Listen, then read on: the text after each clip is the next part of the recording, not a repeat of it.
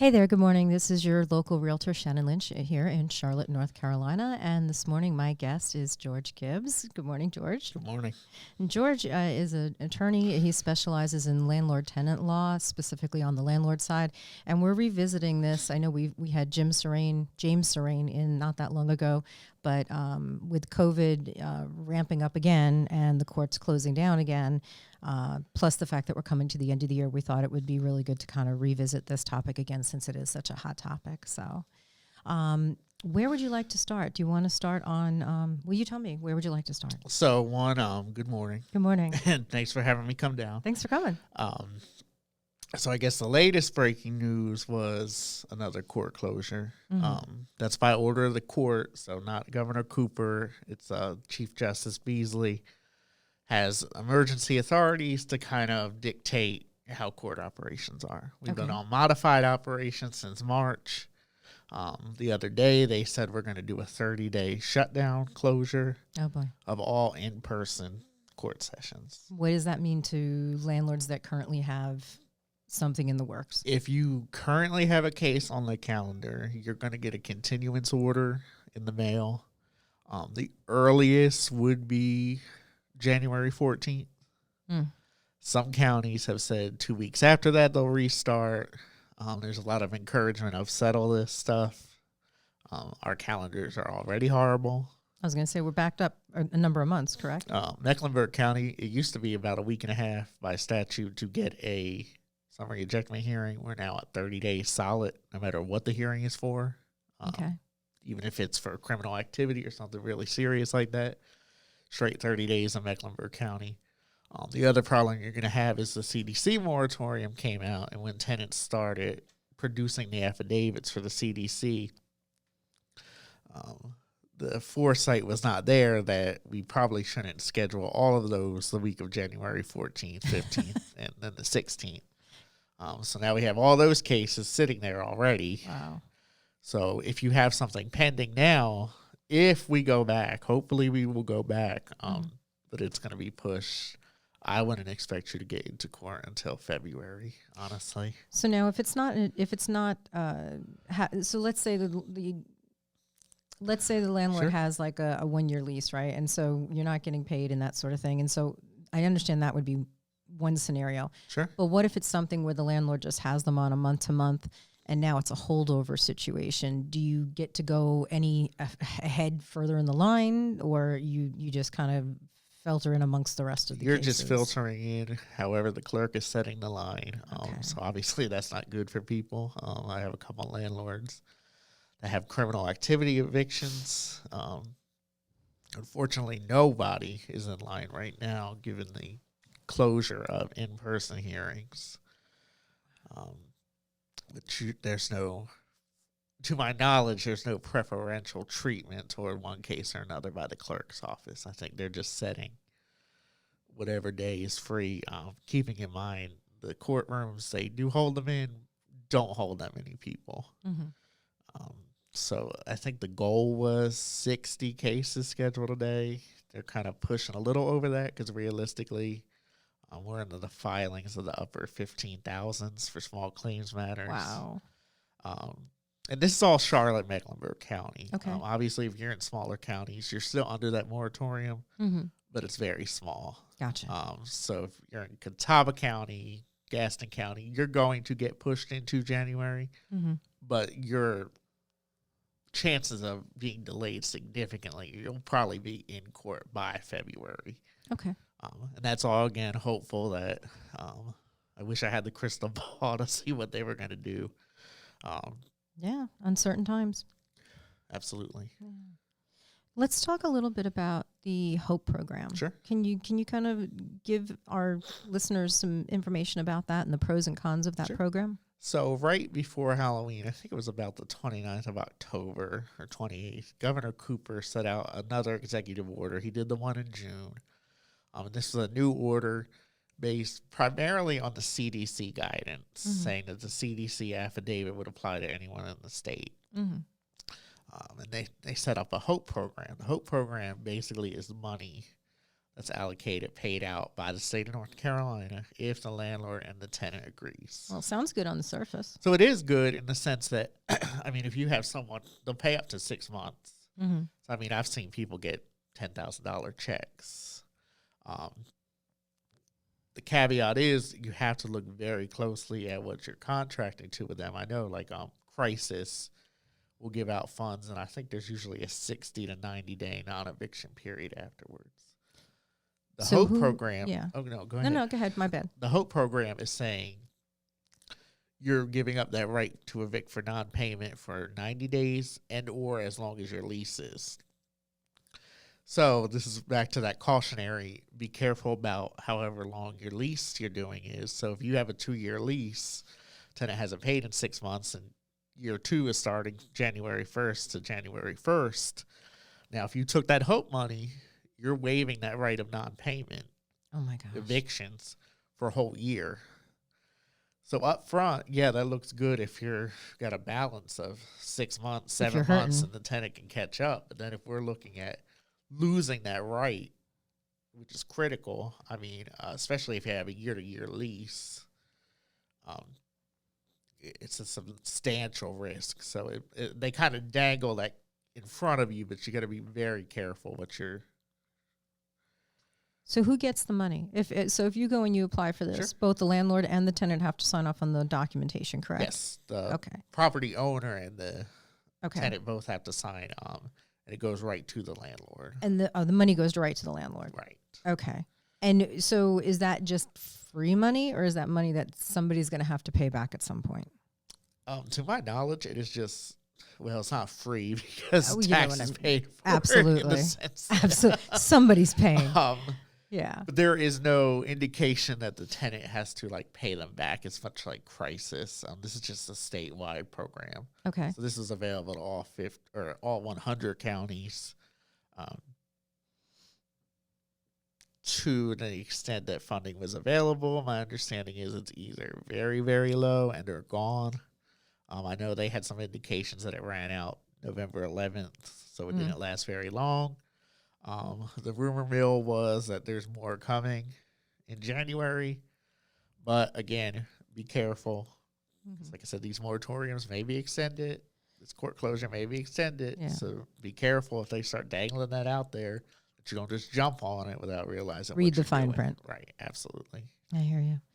So and I know nobody has a crystal ball, but what's your thoughts on what do you think will happen in 2021? I mean, I drove, to drive here to the studio, I go right past Tent City. Yeah.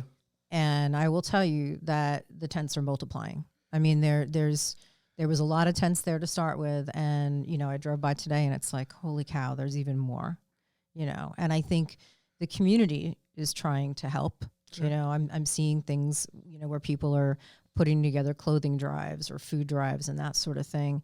Neighbors trying to help neighbors, but I mean, it's a Band-Aid. I mean, really, that's all it is. So, looking at I don't know if you want to look at it as a big picture, if you want to try and break it down, but how do you kind of see things going in the next year? And I think a Band-Aid's a good way to put it, because I think the moratoriums were a Band-Aid. Well, first you're going to have to deal with 2021. The CDC moratorium, in theory, terminates December 31st. Of course, about 3 weeks after that, you're going to get an administration change that more than likely is going to extend it. Will the current administration on their way out do it? I don't know. Governor Cooper, of course, won re-election. He's back in office, so his authority and his position is going to continue. So more than likely, his order is going to extend. It did not in June, but again, this is all Band-Aid programs. Right. I feel like it's a very knee-jerk. Yeah. Like they just were trying to put something out there to try and help, but didn't really consider what the long-term effects, I mean, you talk about cause effect, they didn't, I don't feel like it really was as thought out as maybe it could have been or should have been. And I think the frustration is it's coming down to is putting on the landlords and your property managers. Most of your property managers that I work with, and investors, don't have 5 or 6 multi-unit. They're not They're small fish. big property management companies Right. that have 600 unit apartment complexes. One or two checks could mean, I mean, grandma's nursing home payments back. Right. I mean, these are not deep pocket landlords. Right. These are your neighbors, my neighbors that, have bought a property and are trying to find a way to basically fund their retirement. Right. And keep their heads above water and the same thing. So I think, a lot of times we see the stories kind of painted that, you've got, the tenant, the poor tenant who's the victim, and you've got the landlord who, is like this big guy, with deep pockets. And sure, in some cases that is the story. But for a lot of people, it's not. For a lot of people, they might have, one or two rentals or just a handful of rentals and, don't necessarily have a whole lot of nest egg to, cover these mortgages while, people are living for free. And understandably, some people have lost their jobs. They've not been able to work. I mean, it's tough, but then there are others that are taking advantage of the system too. And that's kind of where the like what you said, the Band-Aid was a perfect example. So one of my frustrations with the HOPE program is we had this moratorium, the CDC order. The tenant just fills us out, gives it to the court, gives it to the landlord, the eviction stops. What is the incentive then for the tenant to apply for the HOPE program or seek out assistance? We get these affidavits and it says, did you contact social services? Did you call 211? Did you call crisis? Yeah, I called them. Well, can I inquire on that, Judge? No. So what we really need is some kind of rent relief in the form where landlords can apply to. I agree. There's got to be some kind of program to allow the landlord to apply, whether that be you give them some kind of tax credit advantage for the rent loss or, they're not in the problem is they have pushed a social issue where, the tent city situation is horrible. Evictions are terrible for non-payment when someone is legitimately struggling. Right. But they have pushed that on a business to take over on what I have to assume is the assumption that this business can sustain that kind of loss. This isn't Walmart that can lose. Right. I am one of those small landlords. Sure. I am. And so, covering an additional mortgage is no joke. Absolutely. I mean, and even if you're the kind of person that you plan for a rainy day and you've got, a nest egg set aside, that nest egg doesn't go on forever. Right. I mean, at some point you're going to run through the money, and then what? And then you're the one on the hook for, either getting the house sold or getting, or being foreclosed on. Speaking of which, before we switch gears just a little bit, and I don't know if this is outside of where you're at, of course the word is that a lot of those forbearances are now going to be coming up in 2021. And so you're going to see homeowners probably somewhere between March and July, depending on what the courts are doing or how the lenders are handling it, if you're going to start to see those coming up. Do you have anything to do with that, or more strictly landlord tenant? So that would have an underlying consequence in the sense that... Let's talk about that. So in North Carolina, if you sell the property or the property transfers ownership in some way, that lease is going to follow. Mm-hmm. No, good point. Now, to the extent that, the property is foreclosed on, I don't know how inclined a lot of times the investors that buy foreclosed properties are looking for a fix and flip or a way out. And they don't want a tenant in it. They don't want tenant occupied. No. So they may terminate the leases. They may buy out leases. It's going to be an overall issue of, and from my understanding, a lot of the persons I talked to about the foreclosure or the forbearance issue, rather, was that the payment just kind of ballooned. That was my understanding. Going to pop. Right. And then when your tenant hasn't paid all the underlying rent, you're going to call Bank of America and say, hey, I know I got $10,000 due, but my tenant hasn't paid. And they're going to say, oh, that's a shame, sir. But so where's my $10,000? Yeah, not our problem. Right. Exactly. So there's going to have to be some kind of direct relief. Yeah. What that comes or what that looks like in what shape, who knows? I think we're in a real gray area because we're changing administrations federally. A I'm going to assume just politically, not to get into politics of it, but they'd be more inclined for rent relief or something. But it has to include the landlord on some kind. We need rent relief, but the landlord has to have some kind of recourse program too. I would agree. Because the bottom line is, the banks are the ones that have done the loans. The banks are the ones with the deepest pockets, and they're the ones that are the greatest protected right now. And as far as these moratoriums and these court closures, I think we got to find, when we do resume in-person hearings, I think what you said, do you get any kind of preference? I think we need to try to push for some kind of restructure so that there is a preference. Mm-hmm. If I have a criminal activity eviction, I shouldn't have to wait as long as someone who just has a non-payment. I would agree with you. Because a non-payment I could potentially cure. A lot of these non-payments are going to get cured. Yeah, but if you're talking Mom and something, dad are going to loan, or uncle's going to loan. But now, if something happened something at the violent, property, something, no. Now we're just sitting until that's February. A safety issue. Absolutely. Totally agree with you. Yeah, that's scary. That's scary.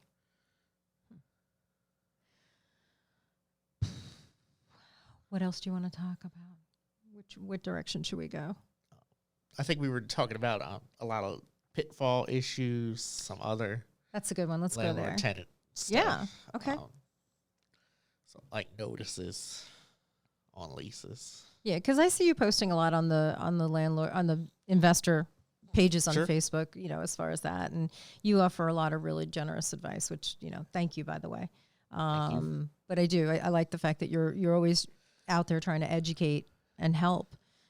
Where do you see landlords kind of missing the mark as far as when they are bringing stuff to the court? Sure. What things should they be looking for, doing to make sure that they don't get caught up in any sort of minutia? Like, what are you seeing landlords are kind of maybe missing that now is going to cause them to have to come back for a future court date because they don't have all their ducks in a row, or they didn't do something right? One, I know we all have a understanding probably that Mecklenburg County is very tenant friendly. Yes. Legal aid has a heavy presence. Yes. The magistrates are very in favor of the tenants. They do try to nitpick through. Some of the issues I see that have delayed landlords or caused dismissals, one of the biggest ones, I know I hound this one a lot, is the notices about non-renewal. A lot of people will misunderstand. The statute's very generous with a non-renewal. It says 30 days for year to year, 7 days for a week to week, or 7 days for a month to month, 2 days for a week to week. Mm-hmm. Statute doesn't tell you anything about how that should be served or when that should terminate. So what a lot of people will say, okay, it's November 15th. I'm going to terminate December 15th. I'm going to give them 30 days. They'll go into court. No one will know anything. You'll get up there. You'll give the judge your notice, and they'll say that's not a proper notice and dismiss your case. What is a proper notice? Proper notice is always going to have to land on what I call a natural end date of the lease. So, like if your lease, if payment is due October 1st, and you want to give a 30-day notice, your lease would end October 31st. On November 1st, they'd be a holdover. And a lot of people will get confused by that because they look at the statute and they say, well, it says 7 days or it says whatever. I've seen a lot of people with the trouble that they've used the 410T lease, which is great, but it usually is pre-filled in 30 or 45 days. So even when they go to the month-to-month after that initial year, now we're looking at a 30-day instead of a 7-day. Okay. And what people will do is just assume, again, okay, it's November 15th, December 15th, and then we're at square one. So, be careful, be mindful of that period. You're absolutely free to go back to the statutory scheme and use those 7-day quit notices. That puts you at a point where, the end of the month, the 23rd, the 24th, you could terminate the lease. I think a lot of people are inclined to do that now in fear of signing a long lease, especially when these organizations like Hope is kind of terminating that right for non-payment evictions. Long run, I think there is a hint from legal aid that they're going to try to manipulate and say, well, they're just canceling because it's a non-payment. Currently, there's nothing. Some states do have this, that you have to show cause for non-renewal. We don't, though. We don't. Okay. Which is a benefit for now. They're going to probably inquire on it, I'm sure. But check your renewal period. Make sure you don't do the mid-month. If it's in the middle of the month, that's probably a sign that something's wrong with your notice. Now, that's the caveat to that, too, is if for some reason your lease, the payment's on the 15th of the month. That does randomly happen. I did one a couple weeks ago where the payment was due on the 27th of every month. Mm-hmm. Weird. I have no understanding of why. The investor didn't know why. But that one, we got initial pushback, but had to explain payments due the 27th. So the 30 days is going to end on the 27th. Okay. Which is fine, but just be careful. So for landlords, if it is someone who's a smaller fish and they're just, really kind of unsure about all this, and they did want to, consult with an attorney such as yourself to get guidance along these lines, what does that look like? Is there, do you charge like an hourly fee? How does that, what does that look like? So my initial consultations, I do free consultations, and then try to have different programs for lease review on a flat fee basis. A lease review or, summary ejectment, depending on what the need is. Cash for keys programs, just different options. Usually how we start, though, is I sit down or do a web call or a phone call with the landlord, take a look at their lease, take a look at their ledger, kind of discuss overall strategy, overall options. Of course, the moratoriums have made it kind of difficult to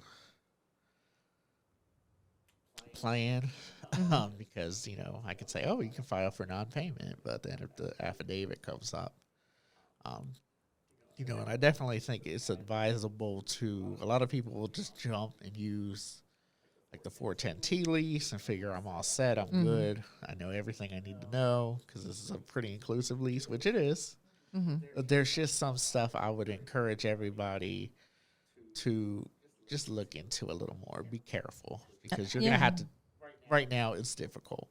I mean, it just seems to me that if you don't do this all the time and you're not well versed in it, there's a fairly good shot you're going to make a mistake. So, in my mind at least, it seems like the smart money would be bringing an attorney on the front end to help you with this. So you do it hopefully, and you have a one and done, and you're finished. And to me, that's money well spent. Absolutely. And there's a lot of things you can do very early on your lease. Like big one in the 410T is the waiver of the 10-day demand. If you do not have that in your lease, your earliest demand for rent is going to be the 6th of the month. Then you're going to give 10 days. So now we're looking at the 16th. Theoretically, let's say the moratorium extends, it's a 30-day period. Now we're looking at the 16th of the next month, where they're probably not going to pay you again. You could be going into, you're always going to go into a new month if you have to do the 10-day demand. But your leases can waive that, right? By statute, you're allowed to waive the 10-day demand, and theoretically, you could file your evictions on the 6th of every month. Those are little things to look into. I will say another problem we realize, there's a lot of pushback with criminal activity and legal aid regarding single-family homes or single units, whereas they try to argue the criminal activity evictions are more geared to the statute's more geared to a multifamily complex versus versus maybe a single investor with a single property on a street. That's kind of, this is back to your lease drafting. Go back, look at the addendums. Again, 410T is a great lease. that has a lot of tenant obligations in Section 5, but they get a 5-day cure period. More than likely, if something criminal happens, it's not going to extend for 6 days after notice. So you're really going to have to protect yourself on drafting, and that's the benefit of, you know, speaking with me or speaking with another local attorney, kind of getting, and even just kind of getting the vibe of the county. If you're in Union County, it's much more landlord friendly. So with Mecklenburg County, if a landlord comes to the table lawyered up, so to speak, Sure. do they have a better shot? Do the magistrates, do the judges, are they a little bit more reasonable? Do you find that, I guess, you know what I'm trying to say? Sure. Like, you know, knowing that you have legal counsel, does it help? I think it helps, but it can hurt too, in the way of, one of the reasons legal aid has so much funding is there's this perception that the landlord always has an attorney and they're just taking advantage and railroading everybody. The reality is, the way our statute works, and you've seen the summary ejectment complaints, agent or attorney can act on your behalf. So a lot of times it's just a non-payment on where we can just come in on it on the behalf of, and they pay my office or Mr. Serane's office or someone else's office to just go in for them. So they're not trying to take advantage of the tenant. They're just trying to save a day in court. You know, we do get a little bit of preference. Are you going to get preference in the terms of, is the judge going to look at the case a little harder? Possibly. I think in Mecklenburg County, at least. Interesting. I guess the overall advantage would be to make sure that the complaint's properly prepared. Some magistrates look more closely at things than others, you know, some kind of slight deviation. One of the other things I've seen is some people will check the box that they gave the 10-day demand and then forget. Say, oh, my lease waives demand. And they'll say, well, you didn't check that box. So you're out of luck. See, I think it's always good to have, I mean, you know, you guys are professionals. This is what you do day in and day out. So for you could look at the paperwork and go, bup, bup, bup, bup, bup, bup. Okay, everything looks good. For me, I'm looking it over again. You know, trying to make sure I'm understanding all the legalese, trying to make sure that I've crossed my T's and dotted my I's and I've done everything correctly. So I would think in that respect, the judges might find it just easier because they're dealing with a professional such as yourself who knows all the documentation and knows the ins and outs of it versus, you know, a small landlord that doesn't do this on a daily basis. A lot of times, it was especially helpful recently in terms of these moratoriums and the CARES Act, because that was a very complicated, you know, issue, and that's still. You do still have to take copies of your CARES Act forms to the courthouse. They will nitpick through it. They will look at it. You know, some people will miss a box, and then it asks if you have a housing authority that's protected under the Violence Against Women's Act. And, you know, when you say that's just someone, that's just a property owner, they may know a lot about money. They may even know a lot about investments, but they're going to give the judge a blank stare. And then they're going to get frustrated. And let's be realistic, they may nitpick you a little more, especially in something that's a little more favored toward the tenant. Yeah, for sure. Definitely a risk. For sure. Yeah. Sorry, my brain's just kind of, I'm processing. I'm just kind of visualizing and processing all of it. And I think it's scary, you know. I mean,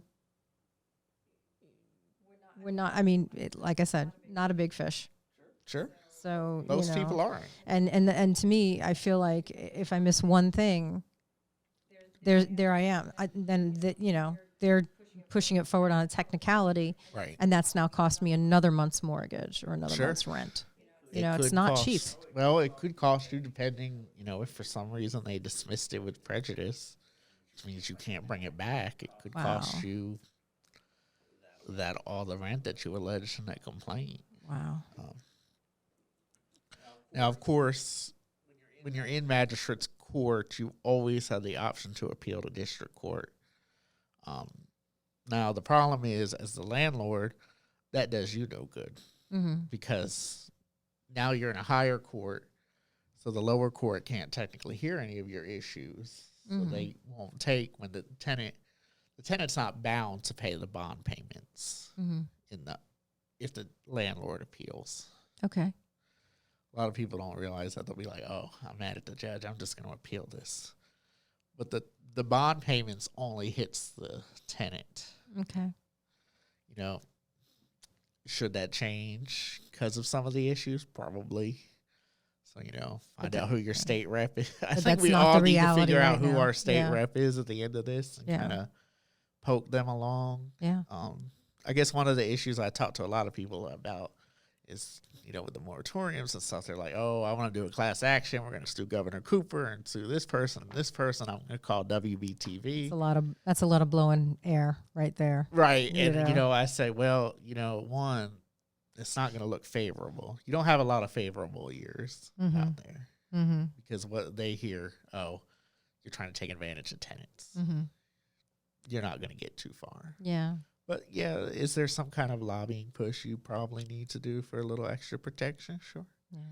I think that'd be an appropriate thing to consider going forward. So, George, if people wanted to get a hold of you, what would be the easiest and best way to reach you? Sure. So my email is always good in case we're in court, george@gibbsglaw.com. I'm pretty active in most of the investors' Facebook groups. Yes, you are. Here in Charlotte, I like to put up a lot of free information, just little tips. I do have a page dedicated for landlords and kind of vendors. And where is that? What was that? On Facebook, the legal tips for landlords, property management. There, we try to do like a daily thing. When and if these new moratoriums come up, I will post information on there, the news articles, or call to set up a free consult, 980-228-6387. That's my direct number. That rings to me. Okay, one more time. 980-228-6387. Cool. Awesome. Well, George, thanks for joining me today. I appreciate it. This was really interesting and informative and educational and scary. It's a little scary. I think it will be better. Yeah. Better days are ahead. Here's hoping 2021, right? I think so. All right. Well, thanks, guys. Thanks for joining us, and we'll see you next time. Have a great day.